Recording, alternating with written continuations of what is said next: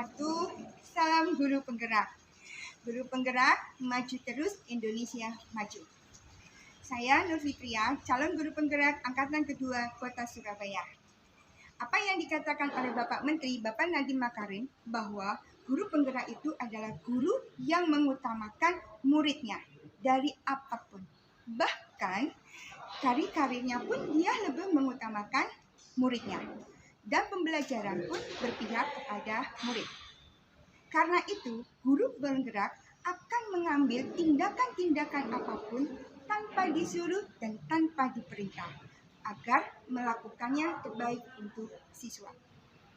Dalam video ini, saya akan memaparkan suatu jurnal monolog mengenai bagaimana seorang pemimpin pembelajaran di kelas mengambil keputusan yang bijak.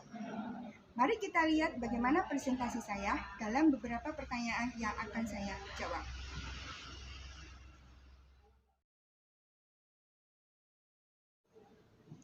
Oke, saya akan menjawab dengan tiga jawaban yang akan saya paparkan. Yang pertama, melakukan konsultasi dan koordinasi dengan kepala sekolah terdahulu selaku pemangku kebijakan tentang program-program dan praktik baik yang ada di program pendidikan guru penggerak. Dan yang kedua, melakukan sosialisasi kepada warga sekolah tentang program guru penggerak tersebut.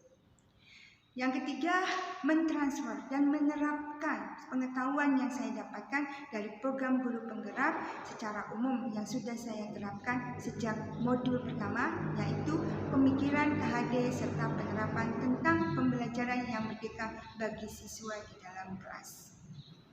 Dan dari modul yang kedua, bagaimana seorang peran guru penggerak dia berperan untuk membuat suatu kesepakatan kelas dengan menggunakan program-program yang ada pada guru penggerak.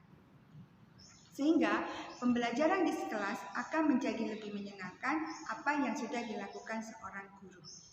Saya akan berusaha untuk mempengaruhi rekan guru yang ada di dalam komunitas praktisi di sekolah, untuk mengenal lebih dekat tentang apa itu guru penggerak melalui media sosial. Dengan modul-modul yang saya dapati dari modul 1, modul 2, dan modul 3 akan saya terapkan di sekolah saya dengan pembelajaran dengan menggunakan komunitas praktisi. Oleh karena itu, mari kita saling menularkan, saling berbagi apa yang akan kita dapat dari ilmu dari yang kita dapat dari guru penggerak.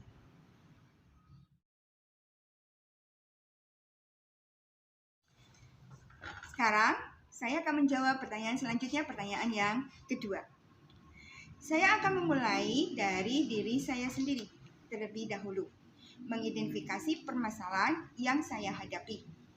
Apakah ini termasuk dilema etika atau rujukan moral? Dengan langkah-langkah yang pertama dan yang harus saya lakukan adalah mengidentifikasikan nilai-nilai yang bertentangan, menganalisis siapa saja yang terlibat, mengumpulkan fakta-fakta yang sangat relevan.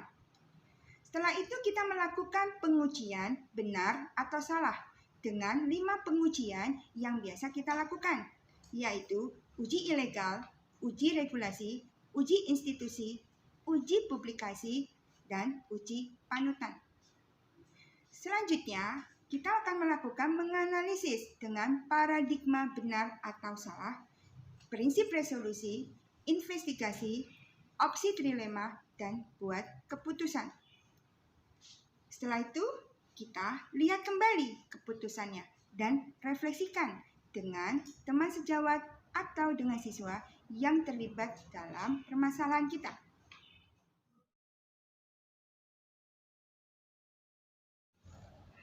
Saya akan menjawab pertanyaan yang ketiga. Saya akan menerapkan langkah-langkah tersebut mulai hari ini, tanggal 1 Oktober 2021, dan seterusnya pada kelas yang saya ampuh. Saya akan mengambil semua keputusan berdasarkan 4 paradigma, 3 prinsip, dan 9 langkah.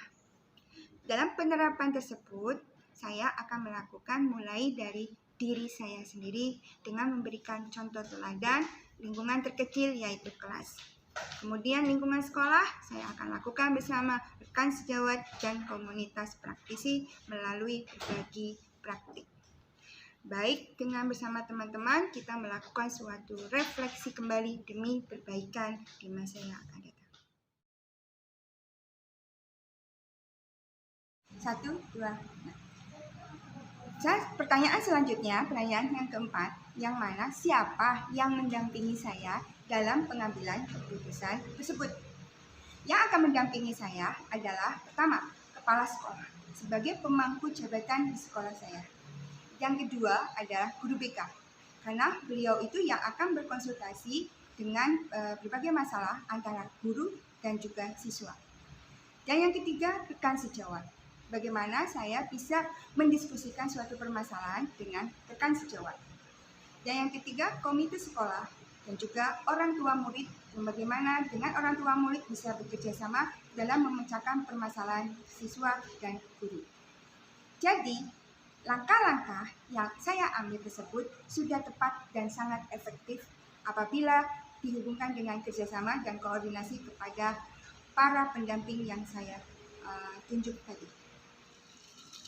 Oke, alhamdulillah. Semua paparan di video tadi sudah saya jawab. Dan saya sudah menjawab semua pertanyaan dan semoga jawaban saya bisa bermanfaat oleh semua orang. Dan saya sebagai calon guru penggerak angkatan kedua akan saling berbagi kepada teman-teman rekan sejawat di sekolah. Karena calon guru penggerak adalah pemimpin pembelajaran utama di kelas dan sekolah. Bagaimana calon guru penggerak bisa berbagi, bisa memberi, dan bisa berkomunikasi yang baik dan menjadi teladan di sekolah. Kita sebagai calon guru penggerak dan sebagai pemimpin pembelajaran di kelas adalah harus bertanggung jawab dan bisa memecahkan suatu masalah dengan berbagai paradigma, prinsip, dan langkah-langkah. Ada ungkapan dari Bapak H.R. Bukhari bahwa setiap kalian adalah pemimpin dan setiap memimpin pasti akan diminta pertanggungjawaban kelak. Oleh karena itu, jadilah pemimpin yang baik dan bijaksana untuk mengambil suatu keputusan, baik terhadap teman sejawat maupun terhadap siswa. Kita, calon guru penggerak, selalu melakukan sesuatu berpihak kepada siswa. Terima kasih. Assalamualaikum warahmatullahi wabarakatuh. Salam guru penggerak, bergerak dan maju terus.